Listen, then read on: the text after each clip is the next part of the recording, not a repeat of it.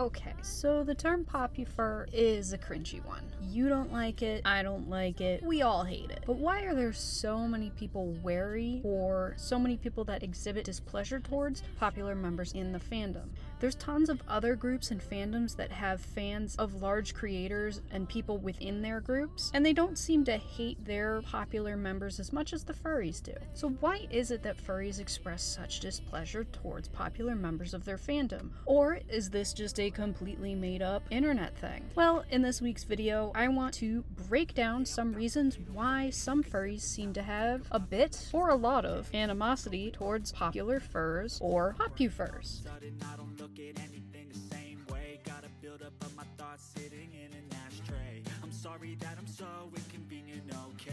So, to start off, let's look at the definition of popufur.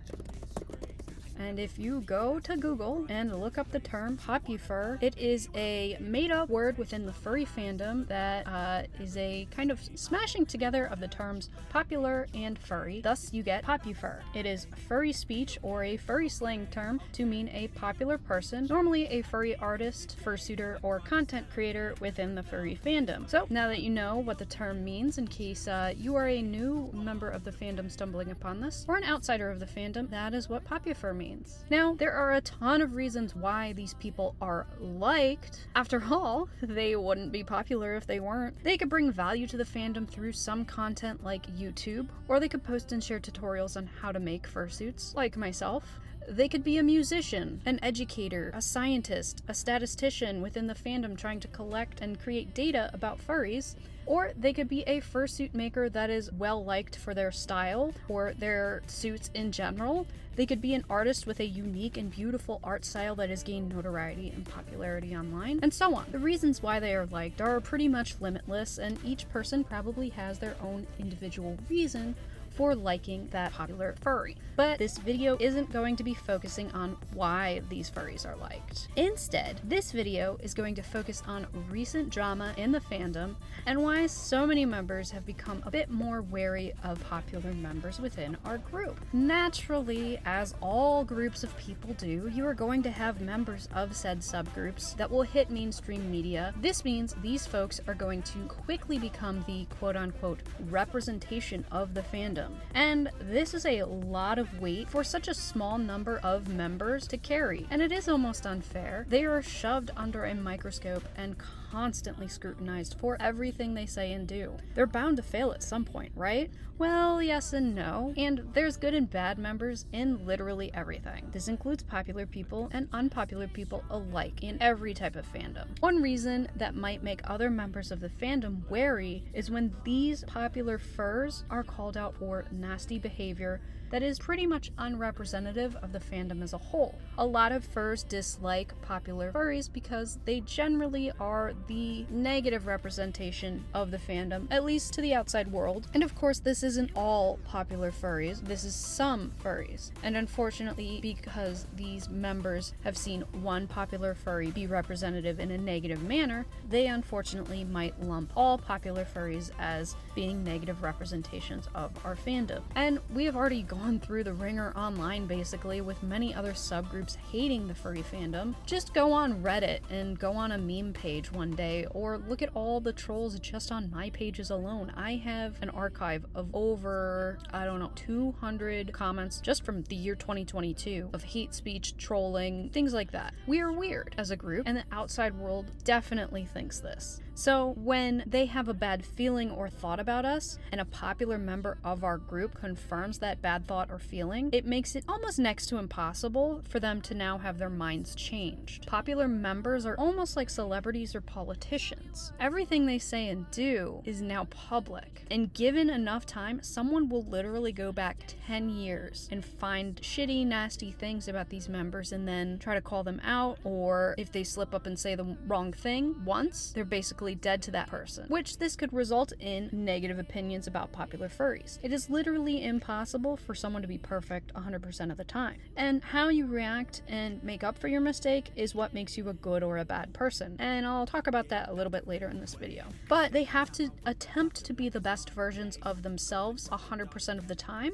or they risk tarnishing their image and their brand and the fandom as well. So many big name furs have been outed for abuse, zoophilia, grooming, child endangerment, pedophilia. I could go on with this list. And it's a shame that so many have been called out. I mean, it's good that they've been called out because we don't want these bad people to quote unquote be our representatives of the fandom. But now furries that look up to other big name people now have to look up to them sort of with their guard up, almost as if they are waiting for that popular person to trip up and fail or be outed as a pedophile or a zoophile or some other nasty type thing that obviously no one wants to find out that their favorite person that they idolized is a terrible person. So a lot of people are guarded about popular members of the community just because of all the drama that has been happening in the last few years. Look at Don't Hug Cacti, look at Sky Cabot, look at Kiro the Wolf, Sappho Hypnotist. I mean, there's so many, and yes, one member would be one member too many, but there is a significant number of bad apples in the fandom. And of course, that doesn't mean that all furries are bad, but to the outside eyes, because there's so many, people generally tend to generalize and think that all furries are zoos, or all furries are weird fetishists,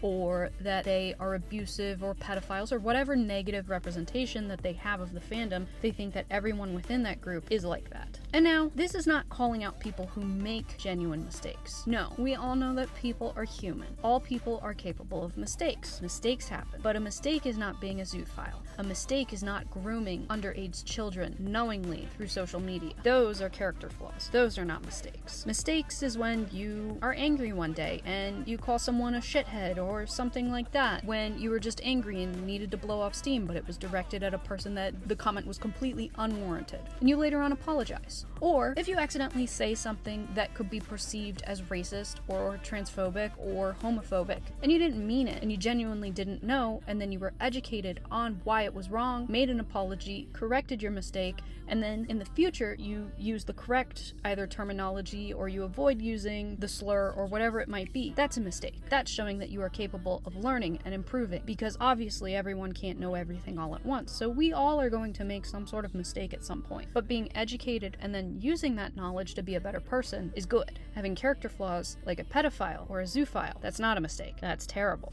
So really, furs are extremely wary because popular members can very easily turn out to be horrible. Now, smaller name people can also turn out to be horrible. They should still be outed, but this video is about popular people, not small people. And another issue why people might not like popular furries comes with their ego. As a popular member, they are probably bombarded with a ton of attention and adoration, and you get the wrong type of person in that position, and get ready for Narcissism City. So, some members can feel slighted when they find out that their favorite YouTuber or their favorite artist treats them like trash. And though I am not referring to a person being treated bad because that popular person was just having an off day, no, that's not it. You're allowed to have a bad day where you just don't feel like talking to people, or at a con, someone comes up and wants to meet you, you're allowed to say, hey, let me go chill for a little bit, we'll hang out later. You're allowed to have boundaries in space if you need to distance yourself. I'm sure that gets exhausting, especially if it's like every 10 feet you're getting pulled away saying, hey, can I get a photo with you, or hey, can I talk to you? That is not being a shitty human being, that is needing boundaries and having space. I'm talking major ego power trip stuff, like making your fans send you gifts, or making your fans draw you free art, and only giving attention to those that pay for your Patreon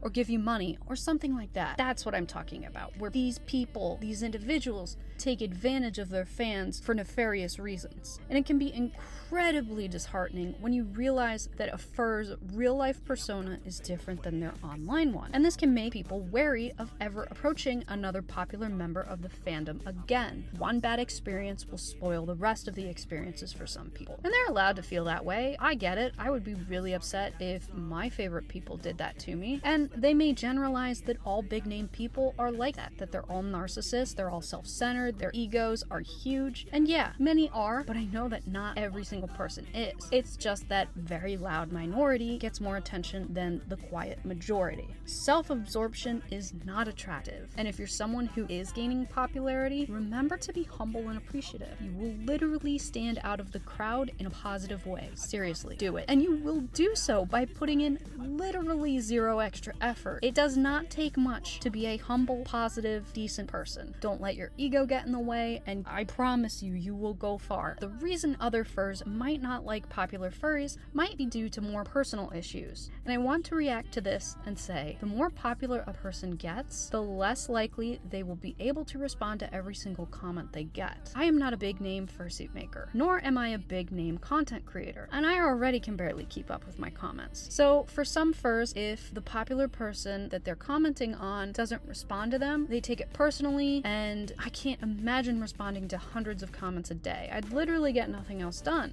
So these furs that take these things way too personal and feel that popufur doesn't like them, specifically because they didn't respond to their comment, or they feel like they're being ignored because that furry didn't acknowledge their comment or their duet or acknowledge their fan art. It's not that you're being ignored, and it's not that that person specifically hates you. That's not the case at all. It's that they are literally bombarded with so many responses, so many notifications in a day. It might take them a few hours, a few days, it might even take them a few weeks to get to your email, your comment, your art, for them to acknowledge that you did something for them or that you asked a question. Not everyone has a full team of people helping respond. And yes, some really, really big people do have a social media team, but most people can't afford that. And those furs that take this personally shouldn't. But that is a reason why some people tend to badmouth or hate popular furries, is because they don't feel they are being acknowledged for their comment when it's a comment on a video or something that literally has 1,000 other comments. It's very easy to be lost in the shuffle. So don't take it personally, because I almost guarantee you that that furry didn't see your comment, and if they had, they would have responded to you. It's really tough, so give them the benefit of the doubt, I promise. And another reason that furries might not like popular furries is simply due to jealousy.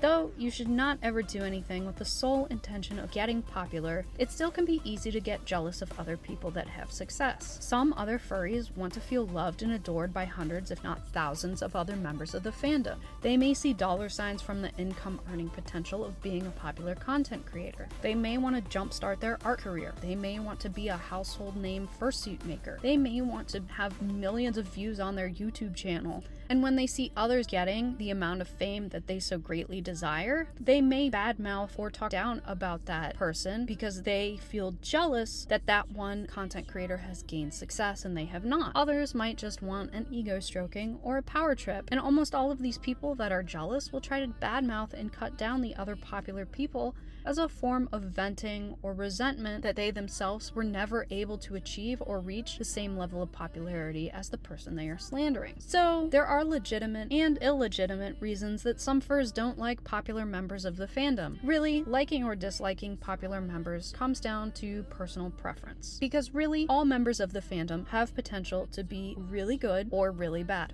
I personally don't care one way or the other if a person is famous or popular or not. All I care about is if you are a decent person, or you try to be, and do you treat me and my friends well and with respect. So how about you? Do you like popular furries? Do you even care? Share your thoughts in the comments below. I would love to hear from you. And hey, while you're at it, if you enjoyed this video, please consider liking and subscribing, as it really does help me and my channel out so much. So thank you in advance if you do. And that is all for this week's video, guys. As always, I am Kuro from Kemono Dungeon Fursuits, and I will catch you next week in the next video. Bye-bye. Really asked to be brought into this place. You wanna love me? Well then baby, have a taste. All the highs and the lows, no, you'll never be the same. I don't really wanna